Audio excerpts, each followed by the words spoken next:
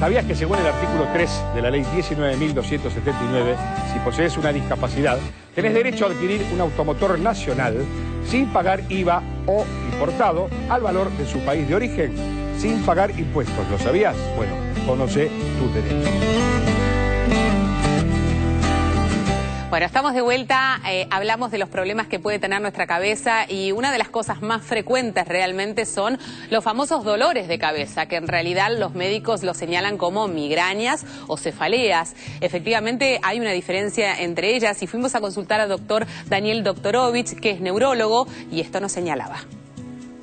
Migraña es un tipo de dolor de cabeza, es decir, cefalea es dolor de cabeza. Y hay muchísimos tipos de dolores de cabeza. En la medicina hay más de 300 causas que pueden producir dolor de cabeza. Pero una de las más frecuentes, una que aqueja más a la gente, es lo que se conoce como migraña o jaqueca, que son sinónimos. Hay migrañas donde la gente realmente tiene dolores muy esporádicos, una vez cada 6 meses, una vez cada año. Hay gente que le tiene más frecuentemente, otras personas la tienen muy seguidas, más de 3 o 4 veces por semana, donde ahí sí la migraña impacta y afecta la calidad de vida, porque realmente no es una entidad, no es una situación que uno va a perder la vida, ni va a tener una parálisis, no va a tener nada malo, pero puede vivir muy mal. Otras migrañas tienen fenómenos de auras. Las auras son fenómenos del sistema nervioso transitorios que preceden muchas veces o coinciden con el dolor de la migraña. Y esto es importante, aparece a cualquier edad. Puede aparecer desde niños chiquitos hasta gente de 80, 90 años y puede debutar a cualquier edad. Lo que pasa es que tenemos picos máximos de incidencias y cuando más se da esta enfermedad, que es en la tercera y cuarta década de la vida, donde hace fuerte eclosión el tema hormonal, sobre todo en la mujer, por eso es mucho más frecuente en la mujer que en el hombre.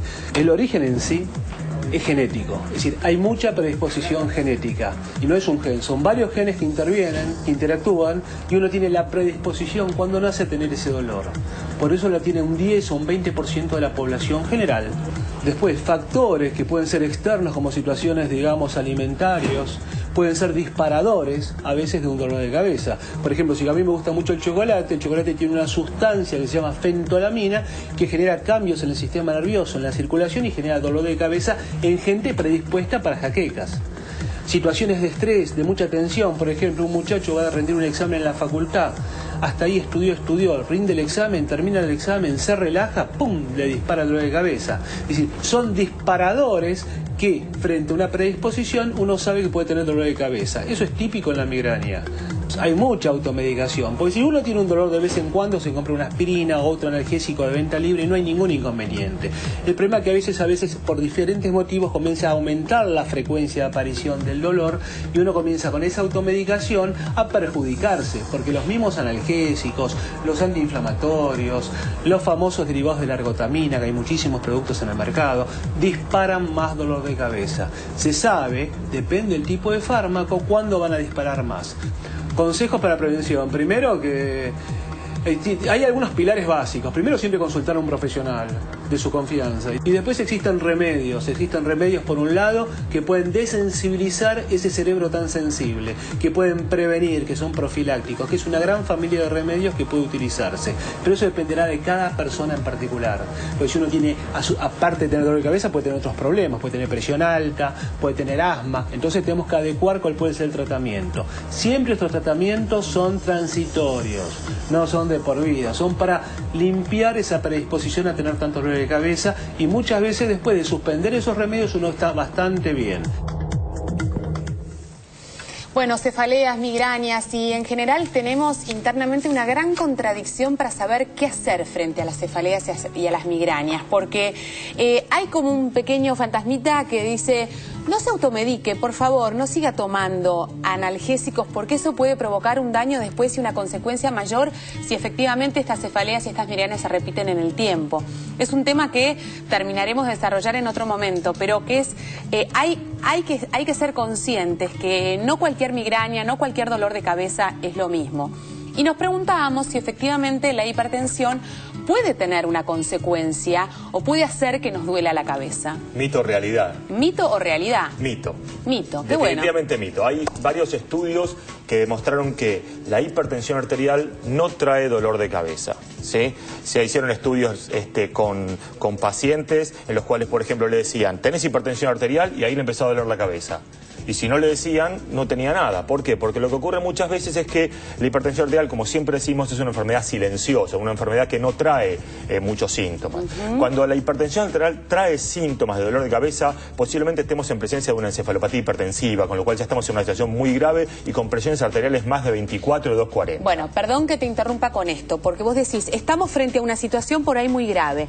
He tenido casos, o ese testigo de casos, de que se empiezan a doler fuertemente los ojos y relacionan el dolor de los ojos con un dolor de cabeza fuerte. Y que cuando van a la farmacia a tomarse la presión, efectivamente están con la presión muy alta. En realidad, ¿hay una relación con los ojos? No hay relación. ¿No? Los típicos síntomas que la gente asocia al dolor de cabeza, a la hipertensión arterial, son dolor de cabeza, zumbidos, claro, aparición de lucecitas, mareos. Y en realidad hay estudios que muestran que con hipertensión o sin hipertensión los porcentajes de síntomas son los mismos. Por lo tanto, para que duele la cabeza por hipertensión arterial, la hipertensión tiene que ser muy, muy alta. Estamos hablando de más de 22, 24 de presión, o que sería realmente 240 de presión arterial sistólica. Si tenés 15, 10, 15, 9, 16, 10, normalmente no tenés por qué tener dolor de cabeza. Lo mismo que el sangrado de la nariz, que dicen, te sangra la nariz y tenés presión alta. No suele. La gente le sangra la nariz, se asusta y le sube la presión arterial. Gracias, Guido. Bueno, me voy al living porque allí está el doctor Ignacio Casas Parera, que es jefe de neurología del Hospital Rojo. Vamos a hablar de la parte que no queremos hablar en realidad, que nunca querríamos llegar a este diagnóstico, que nos asusta enormemente, y hablamos de los tumores de cabeza. Doctor, un diagnóstico de un tumor en la cabeza nos prepara para una situación que no tiene cura, que no tiene solución, que es compleja.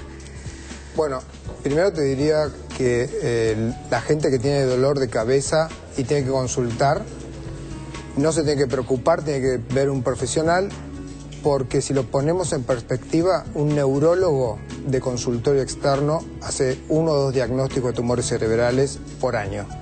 O sea, que es una situación más frecuente de la que uno supone. No tan frecuente como uno supone. Bueno, pero 1 cada 2 casos por año de un paciente. No. O entendí mal, o sí, me está fallando algo. Un neurólogo que hace consultorio externo durante todo un año y lo consultan normalmente y ve una cantidad de pacientes importante. 1 a 2 pacientes por año tendrán tumores. Perfecto, está bien. Por lo tanto, lo que queremos transmitir es que es infrecuente y no hay que preocuparse cuando uno tiene dolor de cabeza. La causa más frecuente, como recién se dijo, es la migraña. Ahora, volviendo a los tumores cerebrales, bueno, una vez que uno tiene el diagnóstico de tumor cerebral, no hay que salir corriendo, pero hay que hacer las cosas relativamente rápido. ¿Por qué? Porque hay que diagnosticar de qué estamos hablando, si de un tumor benigno o de un tumor maligno. Y son 2 grupos totalmente diferentes. Entonces hay que parar la pelota, hacer los estudios que correspondan, tomografía como primera aproximación, pero siempre hay que hacer una resonancia magnética completa, digamos completa porque tiene que tener una serie de secuencias para aproximar el diagnóstico. ¿Todos los tumores, por más de que sean benignos, son operables? Bueno, ¿O hay necesidad de extraerlos? Lo ideal sería sacarlos porque uno puede curarse si es benigno. Claro. Pero tiene que tener asociado una buena mano del cirujano y una mortalidad 0. Si vamos a sacar un tumor y vamos a dejar a un paciente muy discapacitado, realmente la balanza es muy fea. Claro.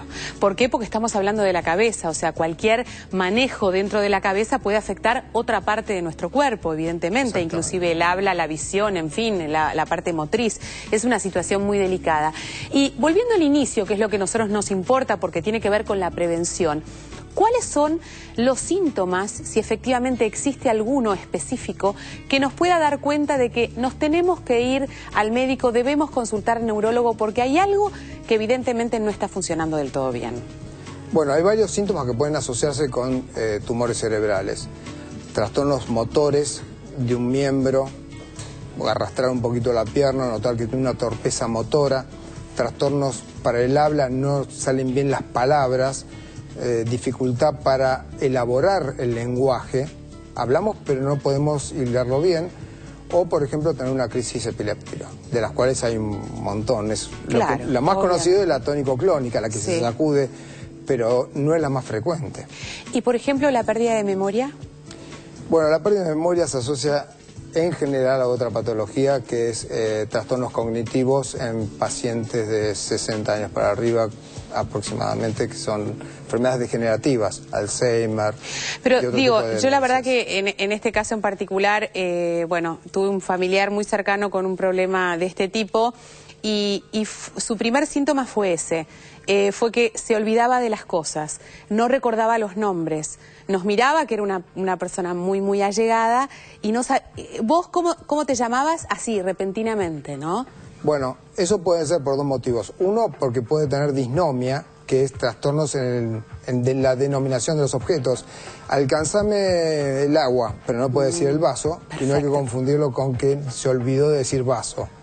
Pero por otro lado, sí, si el tumor está localizado en el lóbulo temporal, en algunos pacientes tienen trastornos de memoria, y eso es verdad. Bueno, el doctor no se va, se queda, porque seguramente puedan surgir cantidad de preguntas por parte de ustedes, así que nos pueden llamar, las recordamos. Robert, ¿a qué teléfonos? 4535-0705, 4535-0706 con el 011 para quienes llaman desde el interior. Bueno, estamos de vuelta en un segundo nada más, no se vayan, ya venimos. ¿Sabías que las cefaleas pueden durar 1 o 2 días? Pueden ser intensas y persistentes. Existen 2 tipos, el clásico, típico y el común o atípico. No obstante, tienen en común que hay antecedentes familiares. Frecuentemente el dolor es unilateral. Duele la zona izquierda o derecha del cráneo. Además, hay rechazo a la luz, fotofobia y un estado de náuseas y o vómitos.